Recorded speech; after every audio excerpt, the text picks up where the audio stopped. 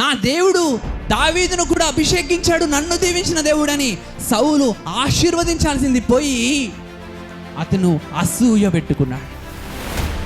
ఈ రోజున నీ పక్కన వారు ఎవరో కాదు, వారు కూడా దేవుని బిడ్డలే. హల్లెలూయా. నీ పక్కన ఉన్నవారు ఎవరో కాదు, ఆయన రక్తము వారి మీద కూడా ఉంది, ఆ రక్త ప్రోక్షణ వారి మీద కూడా ఉంది. కానీ అవి పక్కన పెట్టేసి, అవి మర్చిపోయి నీ జీవితంలో అసూయలు పెట్టుకుంటున్నావా? నీ హృదయంలో కుళ్ళు పెట్టుకుంటున్నావా? వాడు పడిపోవాలి అని అనుకుంటున్నావా?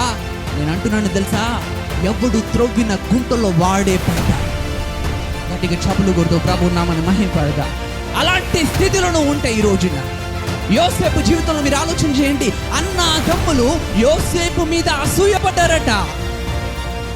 చివరికి ఏంటో తెలుసా, యోసేపు కాళ్ళ క్రిందకి వారే వచ్చేటట్టుగా దేవుడు చేస్తాడు. హల్లెలూయా.